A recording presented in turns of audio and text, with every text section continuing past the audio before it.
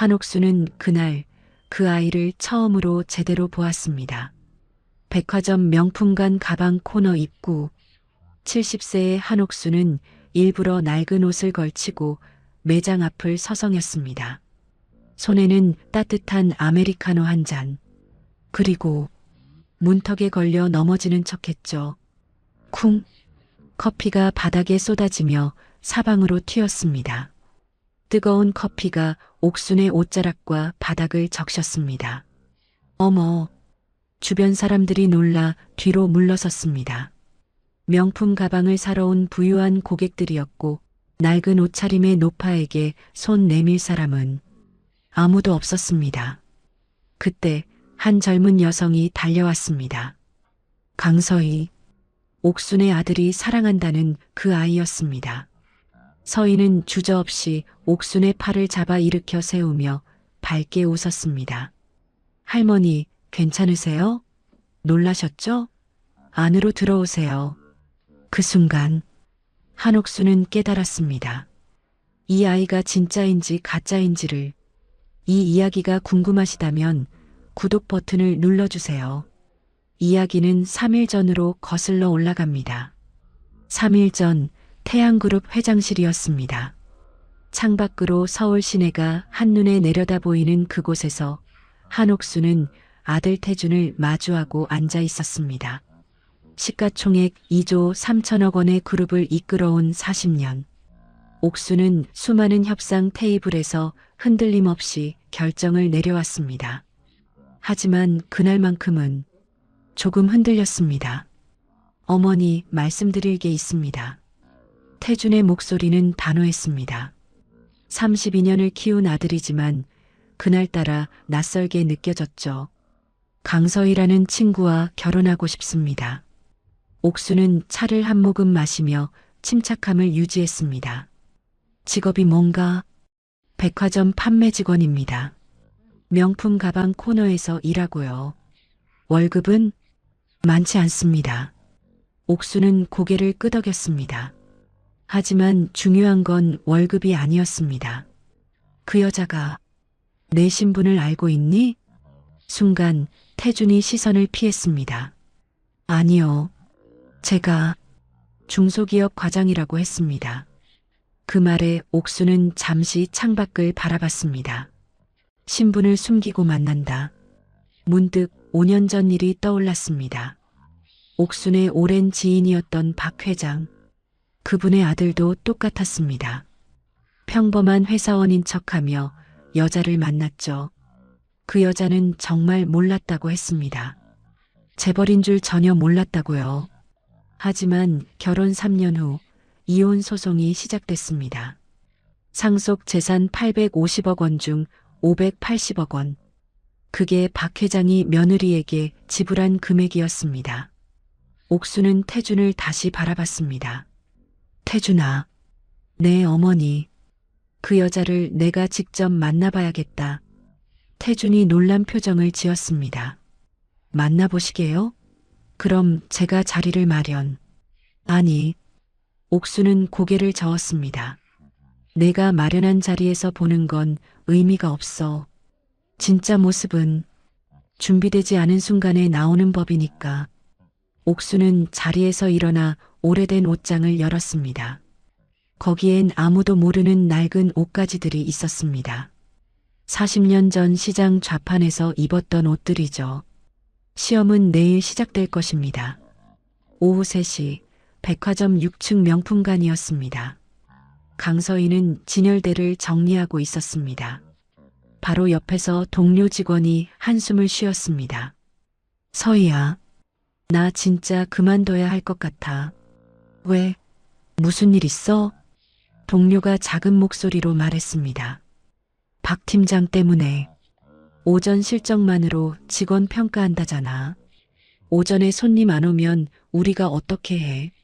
그런데 매일 같이. 바로 그때 한 고객이 큰 소리로 들어왔습니다.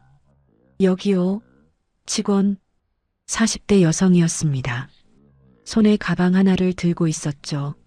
서희가 밝게 웃으며 다가갔습니다. 네, 고객님. 무엇을 도와드릴까요?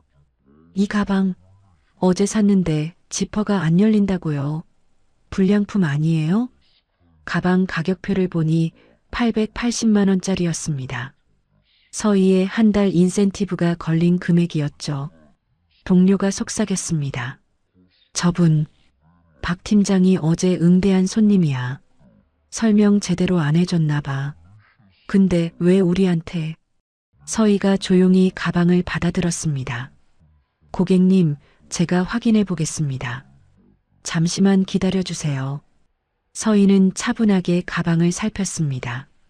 그리고 작은 다이얼을 발견했습니다. 고객님, 혹시 이 작은 다이얼 보이세요? 다이얼? 그게 뭔데요? 이 제품은 스위스 특허 보안 지퍼가 적용되어 있어요. 도난 방지 기능이죠. 이 다이얼을 이렇게 3번 돌리면 찰칵 지퍼가 부드럽게 열렸습니다. 고객이 놀란 표정을 지었습니다. 아, 몰랐네요. 서희가 부드럽게 웃었습니다. 아니에요. 저희가 제대로 설명 못 드린 거예요. 죄송합니다. 아니, 괜찮아요. 근데 이게 왜 있는 거예요? 이 보안 지퍼 때문에 도난 방지율이 97%예요. 그래서 일반 제품보다 조금 더 비싼 거고요. 고객이 고개를 끄덕였습니다. 그렇구나. 역시 비싼 게 다르네. 고마워요, 아가씨. 고객이 만족하며 돌아갔습니다. 동료가 감탄하며 말했습니다. 서희야, 너 진짜 대단하다. 저 상황에서 바로 그때였습니다.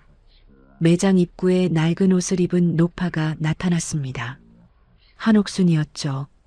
옥순은 일부러 허름한 옷을 걸치고 매장 앞을 배회했습니다. 손에는 따뜻한 아메리카노가 들려 있었습니다. 주변 고객들이 수군거렸습니다. 저 할머니, 왜 여기 왔지?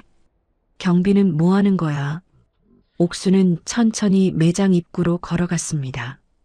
그리고 일부러 문턱에 발을 걸었습니다. 쿵! 옥수는 비틀거리며 바닥에 손을 짚었습니다. 손에 들고 있던 뜨거운 커피가 바닥으로 쏟아졌습니다. 어머! 주변 사람들이 놀라 뒤로 물러섰습니다. 옥수는 바닥에 주저앉은 채 중얼거렸습니다. 아이고, 아파라. 하지만 아무도 다가오지 않았습니다. 그때 강서희가 달려왔습니다. 방금 전 까다로운 고객을 완벽하게 응대했던 그 아이가 이번에는 아무런 이익도 없는 노파를 위해 뛰어온 겁니다. 할머니, 괜찮으세요? 밝은 목소리였습니다. 바닥에 뜨거운 커피가 그녀의 유니폼을 적셨지만 그녀는 개의치 않았습니다. 다치신 데는 없으세요? 서희가 옥순의 팔을 조심스럽게 잡아 일으켜 세웠습니다. 그리고 자신의 손수건으로 옥순의 옷에 묻은 커피 얼룩을 닦아주기 시작했습니다. 놀라셨죠? 안으로 들어오세요. 따뜻한 차 한 잔 드릴게요. 옥순은 그 순간 서희의 눈을 봤습니다. 진심이었습니다. 서희가 옥순의 손을 잡고 매장 안 의자로 안내했습니다. 그리고 직접 차를 가져와 건네주었습니다. 동료가 작은 목소리로 속삭였습니다. 서희야, 박 팀장이 보면 괜찮아. 서희가 옥순의 옆에 앉으며 조용히 물었습니다. 할머니, 정말 괜찮으세요? 병원 가보셔야 하는 거 아니에요? 옥순은 고개를 저었습니다. 괜찮아요. 아가씨 덕분에. 옥수는 속으로 중얼거렸습니다. 첫 번째 시험 통과다. 이틀 후 같은 백화점 명품관이었습니다. 한옥수는 멀찌감치 떨어진 곳에서 강서희를 지켜보고 있었습니다. 첫 번째 시험은 통과했습니다. 하지만 진짜 실력은 따로 확인해야 했죠. 오후 4시 매장에 한 여성이 급하게 들어왔습니다. 40대 초반 명품 브랜드로 온몸을 감싼 전형적인 VIP 고객이었습니다. 저기요, 직원. 목소리부터 다급했습니다. 다른 직원 2명이 다가갔지만 그 고객은 고개를 저었습니다. 내일 오후 2시에 중요한 모임이 있는데 지금 가방이 필요해요. 근데 여기 있는 건 다 별로네. 직원들이 당황했습니다. 손님, 저희 매장에 있는 게 최신 제품인데요. 아니, 내 드레스랑 안 맞는다고요. 와인색 드레스인데 어울릴 만한 게 없어요. 직원들이 난감한 표정을 지었습니다. 진열된 가방 중에는 와인색과 매칭되는 게 마땅치 않았으니까요. 바로 그때 서희가 다가왔습니다. 고객님, 제가 도와드릴까요? 당신이 뭘 할 수 있는데요? 고객의 말투는 날카로웠습니다. 하지만 서희는 미소를 잃지 않았습니다. 고객님, 혹시 드레스가 어떤 스타일이신지 여쭤봐도 될까요? 긴 드레스인가요? 짧은 드레스인가요? 롱 드레스요. 이브닝 드레스? 목선은 어떻게 되세요? 브이넥이에요. 근데 이게 왜 중요해요? 서희가 고개를 끄덕였습니다. 잠시만 기다려주세요. 서희는 창고로 향했습니다. 동료가 작은 목소리로 물었습니다. 서희야, 뭐 있어? 신상품이 어제 들어왔잖아. 아직 진열 안 한. 1분 후 서희가 가방 하나를 들고 나왔습니다. 진한 버건디 색상의 골드 체인이 달린 가방이었습니다. 가격표에는 1,580만 원이라고 적혀 있었죠. 고객님, 이 가방 어떠세요? 고객이 눈을 크게 떴습니다. 어머, 이게 여기 있었어요? 어제 막 입고됐어요. 아직 진열도 안 했는데. 서희가 가방을 고객에게 건네며 설명했습니다. 이 가방은 이탈리아 장인이 72시간 수작업한 제품이에요. 버건디 색상이 와인색 드레스와 완벽하게 조화를 이루고요. 골드 체인이 비넥 라인을 따라 시선을 끌어주죠. 정말 그러네요. 그리고 이브닝 모임이시라면. 서희가 다른 진열대로 가서 작은 클러치 하나를 더 가져왔습니다. 이 클러치를 함께 매칭하시면 더 좋을 것 같아요. 가방은 메인 액세서리로 클러치는 실용성을 위해서요. 고객이 두 제품을 번갈아 보며 감탄했습니다. 당신, 센스가 정말 좋네요. 이걸 어떻게 알았어요? 서희가 수줍게 웃었습니다. 제 어머니가 평생 옷 수선하시면서 가르쳐 주신 거예요. 색깔 조합이랑 실루엣 매칭이요. 대단해요. 둘 다 할게요. 고객이 신용카드를 꺼냈습니다. 서희가 정중하게 계산을 진행했습니다. 가방 1,580만 원, 클러치 760만 원, 총 2,340만 원입니다. 좋아요. 그리고 고객이 명함 하나를 꺼냈습니다. 다음에도 당신한테 상담받고 싶어요. 연락처 좀 주시겠어요? 서희가 고객에게 자신의 명함을 건넸습니다. 고객은 만족한 표정으로 매장을 떠났습니다. 동료들이 서희를 둘러쌌습니다. 서희야, 대박이다. 2,340만 원. 내 이번 달 수수료만 70만 원 넘겠는걸? 서희가 웃으며 대답했습니다. 운이 좋았어요. 마침 신상품이 들어와서.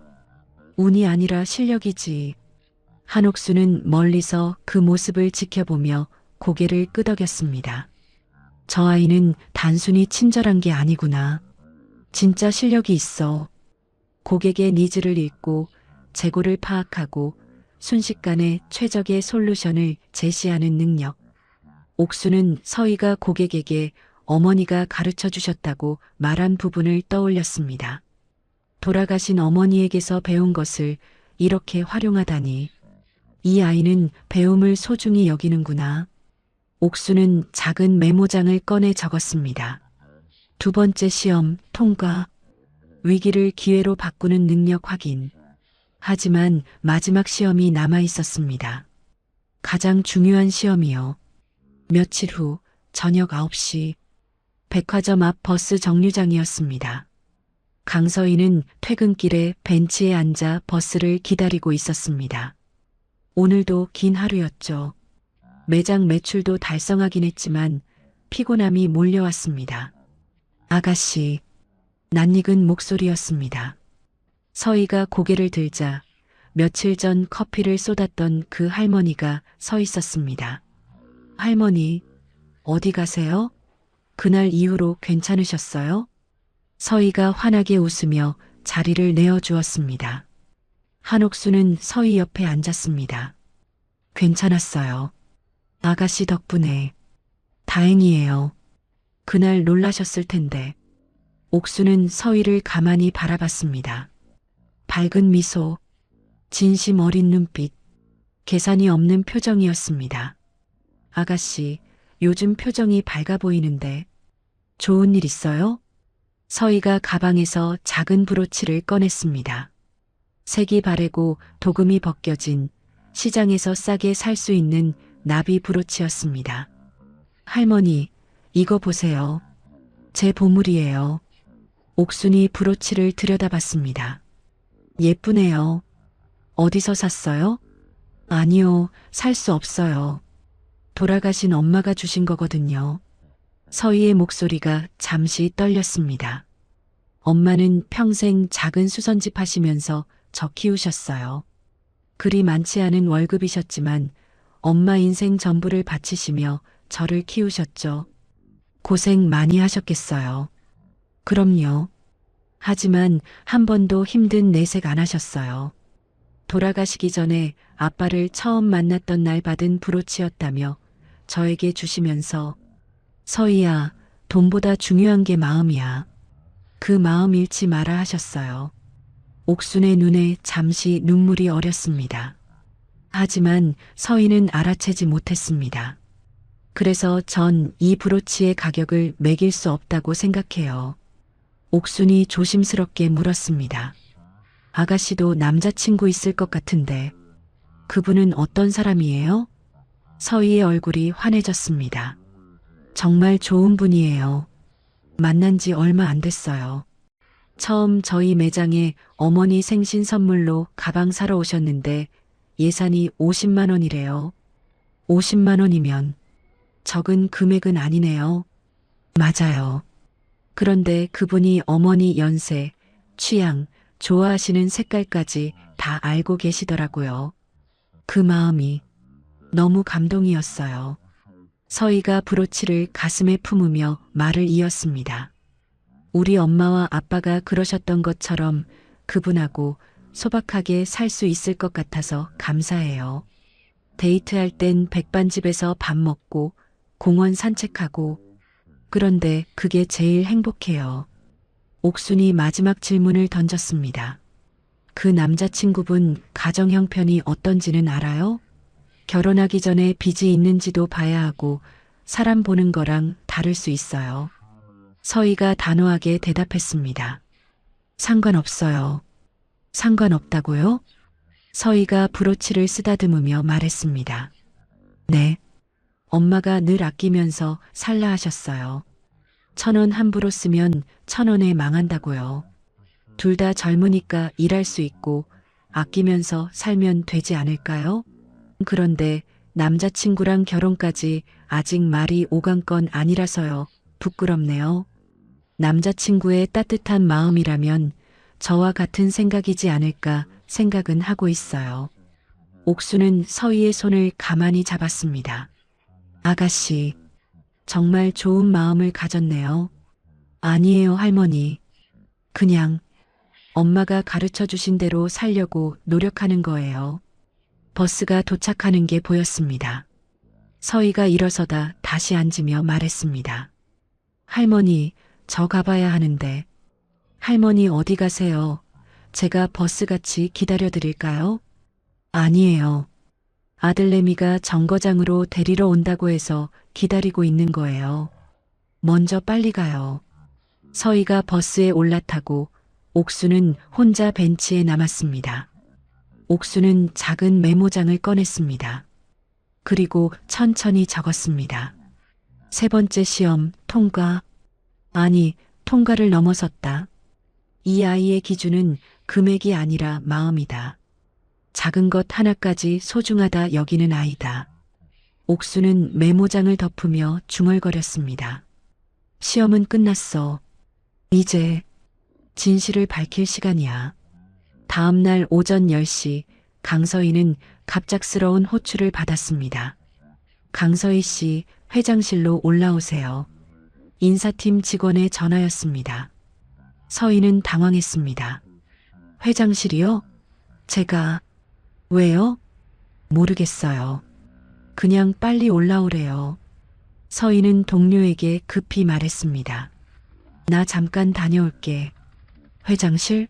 무슨 일이야? 나도 몰라. 서희는 엘리베이터를 타고 최상층으로 올라갔습니다. 심장이 두근거렸습니다. 혹시 실수한 게 있나? 고객 불만이 들어온 건가? 회장실 앞. 비서가 문을 열어주었습니다. 들어가세요. 서희가 문을 열고 들어서자 숨이 멎었습니다. 큰 회의 테이블에 임원 5명이 앉아 있었습니다. 그리고 상석에는 정갈하게 한복을 입은 한 여성이 앉아 있었습니다. 며칠 전 커피를 쏟았던 그 할머니, 벤치에서 이야기를 나눴던 그 할머니였습니다. 서희는 말을 잇지 못했습니다. 옥순이 부드럽게 미소 지었습니다. 앉으세요, 서희 씨. 할머니. 아니, 임원 한 명이 소개했습니다. 강서희 씨, 이분이 태양그룹 한옥순 회장님이십니다. 서희의 얼굴이 하얗게 질렸습니다. 회장님? 옥순이 고개를 끄덕였습니다. 네, 저예요, 서희 씨. 며칠 전 당신이 도와준 그 할머니. 서희는 다리에 힘이 풀려 의자에 털썩 앉았습니다. 죄송합니다. 저는 정말 몰랐어요. 몰랐죠. 그래서 당신이 진짜예요. 옥순이 임원들을 향해 말했습니다. 여러분, 제가 지난 일주일간 현장 조사를 했습니다. 그리고 이 직원을 발견했습니다. 임원들이 서희를 주목했습니다. 강서희 씨는 3가지 시험을 통과했습니다. 옥순이 천천히 설명했습니다. 첫째, 이익이 없는 상황에서도 타인을 돕는 마음. 저를 도우면서 인센티브를 포기했죠. 둘째, 탁월한 업무 능력. VIP 고객 응대로 2,340만 원 매출을 만들었습니다. 셋째, 올바른 가치관. 돈의 액수가 아니라 마음의 크기를 아는 사람입니다. 임원들이 감탄하며 고개를 끄덕였습니다. 서희는 여전히 믿기지 않는 표정이었습니다. 바로 그때 회장실 문이 열렸습니다. 이태준이 들어왔습니다. 어머니, 늦어서 죄송합니다. 서희의 눈이 커졌습니다. 태준 씨? 태준이 서희를 보며 미안한 표정을 지었습니다. 옥순이 말했습니다. 서희 씨 소개합니다. 제 아들 이태준입니다. 서희는 그 자리에서 얼어붙었습니다. 아들. 그럼 임원 한 명이 설명했습니다. 이태준 전무님이십니다. 서희의 입술이 떨렸습니다. 아니, 그게 진짜예요? 태준이 서희에게 다가가 무릎을 꿇었습니다. 서희 씨 미안해요. 속였어요. 왜 그러셨어요? 당신의 진심을 믿고 싶었어요. 돈이 아니라 진짜 저를 봐주는 사람인지 확인하고 싶었어요. 서희의 눈에서 눈물이 흘러내렸습니다. 저는 정말. 옥순이 일어나 서희의 손을 잡았습니다. 서희 씨, 제 아들을 정말로 사랑해줘서 고마워요. 회장님, 이제 어머니라고 불러줄래요. 옥순이 임원들에게 말했습니다. 여러분, 이 자리에서 공식적으로 말씀드립니다. 강서희 씨는 제 며느리가 될 사람입니다. 임원들이 박수를 쳤습니다. 서희는 눈물을 닦으며 고개를 숙였습니다. 어머니, 그리운 엄마를 부르고 싶었던 서희의 마음이 들어간 외침이었습니다. 옥순이 서희를 안아주었습니다. 아니에요. 내가 감사해요. 당신 덕분에 나도 배웠어요. 진정한 부는 마음이라는 것을요. 2주 후 한옥순의 집이었습니다.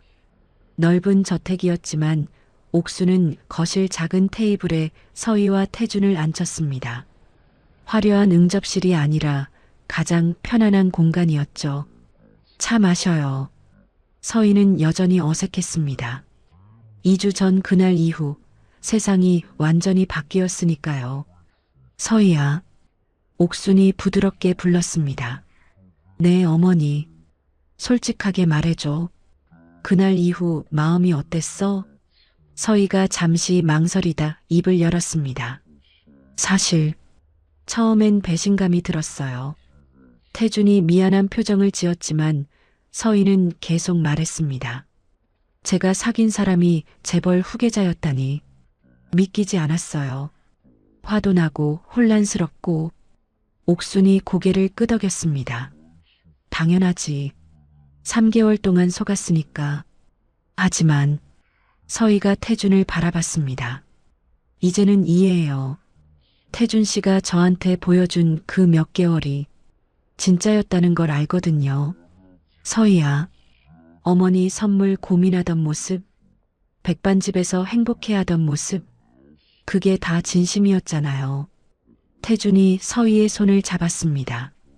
옥순이 천천히 말했습니다. 서희야, 나는 평생 사업을 키웠어. 하지만 그 과정에서 많은 걸 잃었지. 서희가 옥순을 바라봤습니다. 친구들, 친척들과 인연을 끊었어. 돈 때문에 다가온 사람은 많았지만 진심으로 다가온 사람은 손에 꼽았지. 옥순의 목소리가 잠시 떨렸습니다. 나는 성공했지만 외로웠어. 그런데 너를 보면서 깨달았어. 내가 뭘 잃어버렸는지를. 어머니, 서희야, 오히려 내가 너한테 배울 게 많아. 너의 따뜻한 마음, 순수함. 그게 진짜 부야. 옥순이 작은 상자를 꺼냈습니다. 이거 열어봐. 서희가 조심스럽게 상자를 열었습니다. 그 안에는 아름다운 나비 브로치가 들어 있었습니다. 백금의 다이아몬드가 박힌 눈부신 브로치였습니다. 서희가 늘 달고 다니던 그 낡은 브로치와 같은 나비 모양이었죠. 어머니, 이게. 서희의 눈에 눈물이 고였습니다. 내가 소중히 여기는 그 브로치를 보고 만들었어. 너희 어머니께서 내게 주신 마음을 내가 이어가고 싶었어. 어머니. 옥순이 서희의 손을 잡았습니다. 서희야, 내 어머니의 브로치는 내가 계속 간직해. 그건 너만의 보물이니까. 그리고 이건. 옥순이 브로치를 서희의 손에 쥐어주었습니다. 이건 우리 가문의 새로운 시작이야. 돈이 아니라 마음을 소중히 여기는 가문의 상징으로. 서희는 눈물을 참지 못하고 옥순을 껴안았습니다. 감사합니다, 어머니. 정말 감사합니다. 옥순도 서희를 안으며 눈물을 흘렸습니다. 태준이도 두 사람을 바라보며 미소 지었습니다. 옥순은 창밖을 바라보며 중얼거렸습니다. 나는 며느리를 얻은 게 아니야. 인생의 스승을 얻었어. 서희야, 고마워. 나에게 진정한 부가 무엇인지 가르쳐줘서. 그렇게 세 사람은 따뜻한 오후를 함께 보냈습니다. 이것이 진짜 부자가 되는 방법이었습니다. 여러분 기억하세요. 세상은 여러분을 수입으로 평가할지 모릅니다. 하지만 진짜 가치는 그 돈을 어떻게 쓰느냐에 있습니다. 부모님 선물에 고민하는 마음, 어려운 사람을 도우려는 손길, 작은 것도 소중히 여기는 마음, 그것이 여러분을 진짜 부자로 만듭니다. 돈은 언젠가 사라지지만 마음은 영원히 남습니다. 오늘도 이야기 친구와 함께 해주셔서 감사합니다. 아빠, 이거 받으세요. 제발이요. 추운 방구석 하얀 입김이 뿜어져 나오는 작은 방, 야윈 체구의 여인이 초라한 행색의 노인에게 낡은 봉투 하나를 억지로 쥐어주었습니다. 10년 전 내쫓았던 막내딸 지연이었습니다. 안 돼, 지연아. 이건 내 생활비 전부 아니냐. 노인이 봉투를 돌려주려 하자 딸이 그의 손을 강하게 잡았습니다. 아빠, 난 젊으니까 다시 벌면 돼요. 하지만 아빠는 이제 어떻게 살려고요? 이거 갖고 가서 따뜻한 국밥이라도 사드세요. 딸이 울며 돌아서자 900억 자산가였던 강중만 회장은 차가운 방 바닥에 주저앉아 짐승처럼 울부짖었습니다. 내가 짐승이다. 내가 애비도 아니야. 대한민국 최고의 건설사 회장이 왜 맨발로 딸의 집에서 통곡해야 했을까요? 이 놀라운 반전의 이야기가 궁금하시다면 구독과 알림 설정 부탁드립니다. 평범해 보이는 사람들의 숨겨진 이야기를 매일 전해드립니다. 73번째 생일날 아침 강중만 회장의 식탁 위에는 김이 빠진 미역국 한 그릇뿐이었습니다. 이미 장남 상구에게는 30억 원짜리 아파트를, 차녀 미연에게는 15억 원대 상가를 증여한 뒤였습니다. 자식들에게 45억 원이라는 거액을 떼어준 강중만이 오늘 바란 것은 화려한 파티가 아니라 그저 자식들의 얼굴을 보며 밥 한 끼 먹는 것이었습니다. 하지만 정막을 깨고 들려온 것은 자식들의 목소리가 아닌 건조한 문자 알림음이었습니다. 아버지, 오늘 애들 학원 스케줄 때문에 못 가요. 100만 원 입금했으니 확인하세요. 뒤이어 장남도 비슷한 메시지를 보냈습니다. 100만 원, 45억 원을 미리 가져간 자식들에게 아버지의 생신은 100만 원권 수표 한 장으로 때울 수 있는 귀찮은 숙제일 뿐이었습니다. 강중만이 숟가락을 내려놓은 그때 오 비서가 심각한 얼굴로 들어왔습니다. 회장님, 큰일 났습니다. 회장님 명의가 도용된 사기 사건이 터져서 당분간 모든 개인 자산이 동결될 예정입니다. 당장 오늘부터 카드 한 장도 쓰실 수 없습니다. 조사가 끝날 때까지 수중에 단돈 10,000원도 줄 수 없는 상황. 오 비서는 서둘러 본사 비자금을 동원해 해결하려 했지만 강중만은 그의 손을 막아 세웠습니다. 아니, 그대로 둬. 오히려 잘 됐어. 강중만의 눈빛이 차갑게 가라앉았습니다. 내가 사기꾼으로 몰려 전 재산을 몰수당하고 길바닥에 나앉게 됐다고 해. 내 자식들이 그 100만 원보다 귀한 진심이라는 걸 가지고 있는지 이번 기회에 똑똑히 확인해 봐야겠어. 강중만은 주저없이 장식장에 있던 명품 시계를 풀고 창고 깊숙이 처박아 두었던 낡은 점퍼를 꺼내 입었습니다. 45억 원을 가져간 자식들이 과연 빈털터리가 된 아버지를 위해 따뜻한 방 한 칸을 내어줄 것인지 강중만은 스스로를 벼랑 끝으로 내몰며 자식들의 집으로 향했습니다. 강중만이 가장 먼저 찾은 곳은 장남 상구의 집이었습니다. 한강이 한눈에 내려다 보이는 30억 원짜리 펜트하우스. 하지만 그곳은 강중만이 사준 집임에도 불구하고 낡은 점퍼를 입은 노인에게는 요새처럼 굳게 닫혀 있었습니다. 단지 입구에서부터 보안 요원이 강중만을 가로막았습니다. 어르신, 여기는 거주자 확인 없으면 못 들어오십니다. 누구 보러 오셨어요? 강중만이 아들의 동호수를 대며 실랑이를 벌이는 사이 때마침 장남 상구의 외제차가 단지 안으로 미끄러지듯 들어왔습니다. 강중만은 반가운 마음에 차 앞으로 다가갔지만 상구는 선팅이 짙게 된 창문을 내리지 않았습니다. 오히려 낡은 옷차림의 아버지를 못 본 척하며 경적을 짧게 울리고는 그대로 지하 주차장으로 사라져버렸습니다. 멀거니 서 있는 강중만 옆으로 명품 가방을 든 이웃 주민들이 지나가며 쑥덕거렸습니다. 요즘은 노숙인들이 여기까지 들어오네. 보안팀은 뭐 하는 거야? 멸시 어린 시선이 화살처럼 꽂혔습니다. 그때 주머니 속 휴대폰이 진동했습니다. 상구에게서 온 문자였습니다. 아버지, 지금 손님들이랑 같이 있어서 곤란해요. 일단 집에 가 계세요. 나중에 연락드릴게요. 직접 얼굴을 맞대고 거절할 용기조차 없는 비겁한 통보였습니다. 30억 원을 내어준 대가는 차가운 콘크리트 벽과 나중에라는 무책임한 문자 한 통이었습니다. 발길을 돌려 차녀 미연의 상가로 향하던 강중만은 다시 한번 휴대폰 진동을 느꼈습니다. 상가 건물 입구에 도착하기도 전이었습니다. 아빠, 상가에 찾아오지 마세요. 나 지금 해외 출장 중이라 통화도 안 돼. 할 얘기 있으면 문자 남겨. 짧은 메시지 한 줄에 강중만은 길 한복판에서 멈춰 섰습니다. 자신이 사기 사건에 휘말려 자산이 묶였다는 소식이 이렇게까지 빨리 전달될 줄은 몰랐습니다.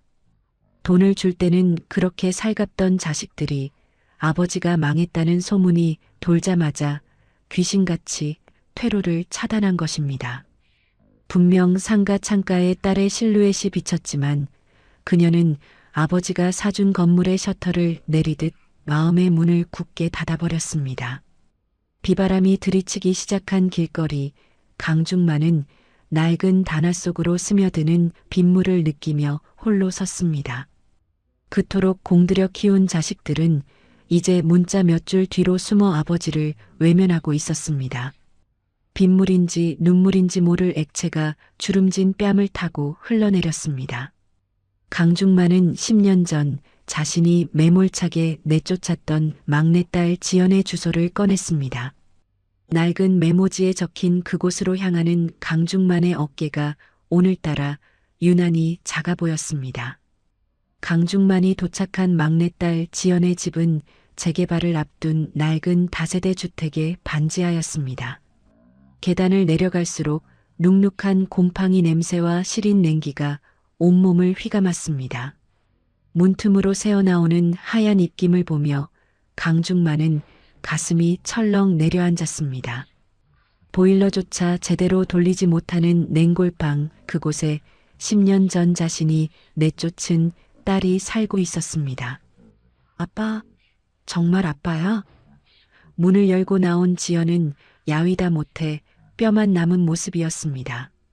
낡은 스웨터를 겹겹이 껴입은 딸은 아버지를 보자마자 비명을 지르듯 달려와 강중만의 젖은 손을 잡았습니다. 10년의 세월 동안 원망 한마디 할 법도 하건만 지연의 눈에는 오직 아버지를 향한 걱정뿐이었습니다. 아빠, 손이 왜 이렇게 차가워? 어서 들어와요. 방 안은 밖보다 더 서늘했습니다. 가구라고는 낡은 서랍장 하나가 전부인 좁은 방에서 지연은 서둘러 아버지를 이불 위로 앉혔습니다. 강중만은 그제야 딸의 발을 보았습니다. 양말도 신지 못한 채 붉게 터버린 발 그리고 신발장 한 구석에 놓인 낡은 털신 한 켤레. 30억 원짜리 아파트에 살며 아버지를 문전박대한 장남의 얼굴이 겹쳐지며 강중만은 목구멍이 뜨거워졌습니다. 지연은 떨리는 손으로 서랍 깊숙한 곳에서 낡은 흰 봉투 하나를 꺼내왔습니다. 꼬깃꼬깃하게 접힌 그 봉투를 아버지의 낡은 점퍼 주머니에 억지로 밀어 넣었습니다. 아빠, 이거 받으세요. 제발이요. 안 돼, 지연아. 이건 내 생활비 전부 아니냐? 강중만이 봉투를 돌려주려 하자 지연이 그의 거친 손을 두 손으로 꽉 맞잡았습니다. 아빠, 난 아직 젊으니까 다시 벌면 돼요. 하지만 아빠는 이제 어떻게 살려고요? 이거 2,500만 원, 우리 지우 학교 가면 이사하려고 10년 동안 배달 일하며 모은 전세 보증금이에요. 당분간 지낼 곳부터 찾으시고 따뜻한 국밥이라도 먼저 사드세요. 지연은 울음을 참으려는 듯 입술을 깨물며 고개를 숙였습니다. 900억 자산가였던 강중만은 딸이 내민 그 무거운 봉투를 차마 빼내지 못했습니다. 45억 원을 미리 가져간 자식들은 아버지를 사기꾼 취급하며 외면했지만 한 푼도 받지 못한 채 쫓겨났던 막내딸은 자신의 생명줄 같은 보증금을 아무 조건 없이 내놓았습니다. 내가 짐승이다. 내가 애비도 아니야. 참아왔던 눈물이 터져 나왔습니다. 하얀 입김이 흩날리는 차가운 방 바닥에서 강중만은 딸의 손을 붙잡고 짐승처럼 울부짖었습니다. 30억 펜트하우스보다 따뜻한 것은 딸의 낡은 봉투 안에 담긴 진심이었습니다. 이것은 돈으로 환산할 수 없는 고귀한 사랑 앞에 무릎 꿇은 한 노인의 뒤늦은 참회였습니다. 딸 지연이 내민 2,500만 원은 단순한 돈이 아니었습니다. 그것은 새벽마다 시장통에서 반찬 박스를 나르고 시급 9,000여 원을 받아가며 10년 동안 뼈를 깎아 모은 피 같은 돈이었습니다. 강중만은 딸이 잠시 자리를 비운 사이 방 한구석에 수북이 쌓인 약봉지와 퇴거 명령 통보서를 발견했습니다. 이번 달 말까지 보증금을 올려주지 못하면 이 냉골 방에서조차 쫓겨날 처지인 것 같아 보였습니다. 아빠, 속 쓰릴 텐데 이것 좀 드세요. 지연이 내온 것은 멀건 김치찌개 한 그릇이었습니다. 자신의 전 재산을 내놓으면서도 정작 본인은 고기 한 점 없는 찌개로 끼니를 때우고 있었습니다. 그때 지연의 휴대폰이 울렸습니다. 시장 상인이 배달료 3,500원이 입금되지 않았다며 고함을 치는 소리가 좁은 방 안에 가득 울려 퍼졌습니다. 지연은 연신 머리를 조아리며 죄송합니다. 바로 확인하겠습니다라고 사정했습니다. 그 광경을 지켜보는 강중만의 심장은 난도질 당하는 기분이었습니다. 30억 원짜리 집에 살며 아버지를 노숙자 취급하던 장남 상구와 아버지가 망했다는 소리에 상가문을 걸어 잠근 차녀 미연. 그들에게 퍼준 45억 원이 결국 괴물을 만들었다는 사실이 뼛속까지 시리게 다가왔습니다. 강중만은 딸이 잠든 새벽 조용히 방을 나왔습니다. 딸의 낡은 털신 옆에 자신의 해진 단화를 나란히 두며 그는 이를 악물었습니다. 이제 슬퍼하고 있을 시간은 없었습니다. 자식들의 가면을 완전히 벗겨내고 뺏긴 것을 되찾아 딸의 눈물을 닦아줘야 했습니다. 강중만은 골목 어귀에서 기다리고 있던 오비서의 차에 올라탔습니다. 낡은 점퍼를 벗고 다시 빳빳하게 다려진 정장을 입는 그의 눈빛은 서늘하게 번뜩였습니다. 오비서, 당장 실행해. 상구에게 증여한 아파트와 미연이 상가, 법적으로 회수할 수 있는 모든 수단을 동원해라. 불효자 방지법이든 뭐든 샅샅이 뒤져서 저들을 빈털터리로 만들어. 강중만은 차창 밖으로 멀어지는 딸의 반지하 방을 바라보며 나직이 의졸였습니다. 돈이 무서운 게 아니라 사람이 무서운 거란 걸 똑똑히 가르쳐주마. 그날 오후 장남 상구와 차녀 미연에게는 날카로운 내용 증명 한 통이 날아들었습니다. 증여 당시 약속했던 부모 부양 의무를 저버린 것에 대한 증여 반환 청구 소송이었습니다. 아버지가 사기꾼인 줄로만 알고 쾌재를 부르던 자식들의 세상이 무너지기 시작한 순간이었습니다. 강중만 회장의 개인 자산 동결이 해제되고 대대적인 증여 반환 소송이 시작되자 장남 상구와 차녀 미연의 태도는 순식간에 뒤집혔습니다. 아버지가 낡은 옷차림으로 찾아왔을 때 차 창문을 올린 채 무시하고 상가 근처에도 오지 말라며 문자로 선을 그었던 그들이었습니다. 하지만 이제 30억 아파트와 15억 상가를 빼앗길 위기에 처하자 그들은 본사 회장실 앞에 나타나 비굴하게 울부짖었습니다. 아버지, 그때는 정말 제 차 근처에 계신 분이 아버지인 줄 꿈에도 몰랐어요. 경비원하고 신랑이 하는 노숙인인 줄 알았습니다. 상구는 무릎을 꿇은 채 바닥을 기며 변명했습니다. 미연 역시 억지 눈물을 짜내며 매달렸습니다. 아빠, 저도 정말 출장 중인 줄 알았다니까요. 연락받고 얼마나 가슴이 찢어졌는데. 강중만은 책상 위에 놓인 대형 모니터를 켰습니다. 화면에는 상구가 아버지를 무시하고 지하 주차장으로 들어갔던 그날의 블랙박스 영상과 아버지가 문 앞에 오기도 전에 오지 말라며 보냈던 미연의 문자 내역이 선명하게 떠올랐습니다. 너희는 내가 망했다는 소문을 듣자마자 나를 투명 인간 취급했지. 내 얼굴 한번 보지 않고 문자 몇 줄로 나를 길바닥에 버렸다. 강중만의 싸늘한 목소리에 상구와 미연은 입을 닫았습니다. 강중만은 오 비서가 준비한 서류를 그들 앞에 내던졌습니다. 그것은 단순한 소송 서류가 아니라 그들이 증여받은 재산을 담보로 몰래 대출을 받아 사치와 도박에 탕진해온 적나라한 명세서였습니다. 너희에게 준 45억 원은 오늘부로 전액 회수한다. 이미 법적 절차는 끝났어. 너희 명의의 집과 상가에서 당장 몸만 나가라. 아빠, 그래도 우리가 자식인데 어떻게 이래요? 차라리 돈을 좀 빌려주세요. 상구의 뻔뻔한 요구에 강중만은 헛웃음을 터뜨렸습니다. 돈? 내 막내딸 지연이는 그 차가운 반지하 방에서 하얀 입김을 내뱉으며 내게 생활비 전부를 줬다.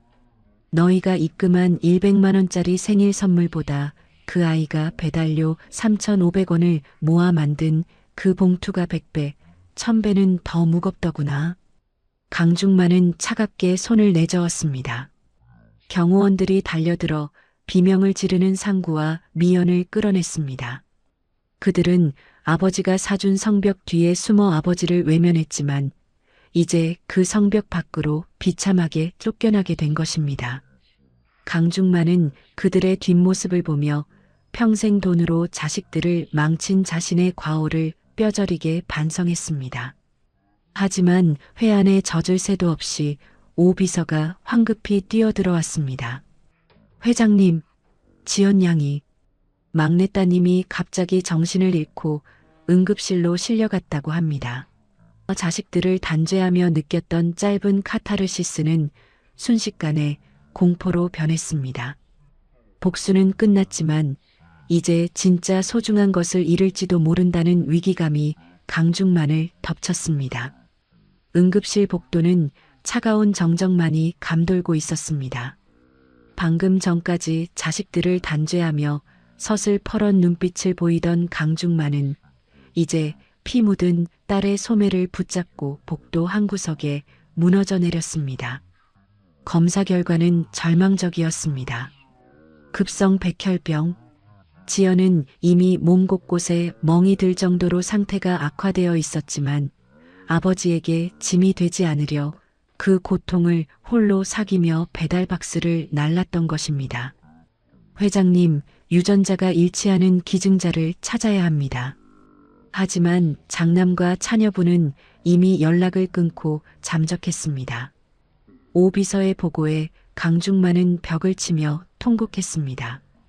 45억 원을 받아 챙긴 자식들은 아버지가 재산을 회수하겠다고 하자마자 부모의 천륜마저 끊고 숨어버린 것입니다. 돈이 없으면 부모도 자식도 아니라는 그들의 냉혹함에 강중만은 자신의 인생이 통째로 부정당하는 기분이었습니다. 그때 응급실 문을 열고 한 청년이 뛰어들어왔습니다. 지연이 평소 동생 같다며 남몰래 반찬을 챙겨주던 고학생 준호였습니다. 준호는 가쁜 숨을 몰아쉬며 강중만 앞에 섰습니다. 누나가 쓰러졌다는 소식 듣고 왔습니다. 제가 기증하겠습니다. 강중만은 희망 섞인 눈으로 준호를 바라보았지만 이내 의아함이 스쳤습니다. 친가족도 아닌 생판 남이 어떻게 유전자가 맞을 수 있단 말인가. 준호는 강중만의 의문에 담담히 입을 열었습니다. 회장님은 기억 못하시겠지만 저는 15년 전 회장님이 밀어붙였던 희망동 재개발 단지 철거민의 아들입니다. 그때 회장님 때문에 저희 가족은 길바닥으로 쫓겨났습니다. 강중만의 안색이 창백해졌습니다. 자신이 성공의 가도를 달리기 위해 무참히 짓밟았던 과거의 과오가 딸의 목숨줄을 쥐고 눈앞에 나타난 것입니다. 준호는 떨리는 목소리로 말을 이었습니다. 회장님은 제 집을 뺏었지만 누나는 제게 매일 따뜻한 밥을 주었습니다. 사람은 밥심으로 사는 거다. 기죽지 말하면서요. 저는 회장님이 아니라 저를 사람으로 대접해준 지연 누나를 위해 온 겁니다. 강중만은 준호 앞에 무릎을 꿇었습니다. 900억 자산가라는 명예도 건설사 회장이라는 권위도 아무 소용 없었습니다. 자신이 쌓아 올린 성공의 탑이 얼마나 많은 이들의 눈물 위에 서 있었는지, 그리고 그 업보를 딸이 대신 짊어지고 있었다는 사실에 강중만은 가슴을 쥐어뜯으며 참회했습니다. 준호의 골수는 기적처럼 지연과 완벽하게 일치했습니다. 지연이 배달료 3,500원을 아껴 준호에게 건넸던 도시락이 결국 그녀의 목숨을 구하는 기적의 씨앗이 되어 돌아온 것입니다. 강중만은 딸의 수술실 문이 닫히는 것을 보며 깨달았습니다. 진짜 인생의 부도는 돈을 잃었을 때가 아니라 사람의 마음을 잃었을 때 찾아온다는 것을 말입니다. 한강건설의 900억 자산가 강중만 회장이 인생의 마지막 끝자락에서 배운 것은 화려한 재무제표를 채우는 법이 아니라 사람의 마음을 얻는 법이었습니다. 그는 이제 매일 아침 정장 대신 편안한 면바지를 입고 딸 지연이 선물한 낡은 털신을 신은 채 시장 골목을 누빕니다. 그의 서재 가장 잘 보이는 곳에는 화려한 훈장 대신 꼬깃꼬깃하게 접힌 하얀 봉투 하나가 액자에 담겨 걸려 있습니다. 10년 동안 배달 일을 하며 딸이 모았던 2,500만 원, 900억이라는 숫자에 가려보지 못했던 진정한 부의 가치가 그 낡은 종이 속에 담겨 있었습니다. 강중만은 매일 그 봉투를 보며 생각합니다. 만약 자신이 그날 자산 동결이라는 연극을 시작하지 않았더라면 어떻게 되었을까? 아마도 그는 죽는 순간까지 자식들의 거짓 웃음에 속아 차가운 돈 뭉치만을 안고 쓸쓸히 눈을 감았을지도 모릅니다. 재산을 미리 가져간 자식들은 아버지가 망했다는 소문에 단 1초의 망설임도 없이 부모의 손을 놓았습니다. 하지만 아무것도 받지 못한 채 쫓겨났던 막내딸은 자신의 심장을 떼어주듯 전 재산을 내놓았습니다. 이 역설적인 현실은 오늘을 살아가는 우리에게 묵직한 질문을 던집니다. 우리가 평생을 바쳐 모은 재산이 과연 위기의 순간에 나를 지켜줄 방패가 될 것인지 아니면 자식들을 괴물로 만드는 독이 될 것인지를 말입니다. 강중만 회장은 이제 나눔재단을 통해 준호와 같은 청년들에게 기회를 선물하고 있습니다. 과거에 그가 무너뜨렸던 누군가의 집을 다시 세워주는 일은 결국 무너졌던 자신의 인생을 다시 세우는 과정이기도 했습니다. 그는 종종 가게를 찾는 손님들에게 이렇게 말하곤 합니다. 돈은 바닷물과 같아서 마실수록 갈증만 더해지더군요. 하지만 누군가를 위해 끓여낸 따뜻한 국밥 한 그릇의 온기는 평생을 갑니다. 인생이라는 긴 여정에서 우리가 마지막까지 쥐고 가야 할 것은 통장의 잔고가 아니라 내가 쓰러졌을 때 맨발로 달려와 줄 단 한 사람의 진심입니다. 여러분은 지금 누구에게 그 진심을 전하고 계십니까? 혹시 가까이 있는 보물을 잊은 채 멀리 있는 숫자만을 쫓고 있지는 않으신가요? 진짜 부자는 많이 가진 사람이 아니라 곁에 있는 사람의 소중함을 아는 사람이라는 사실을 이 평범한 부녀의 일장이 증명하고 있습니다.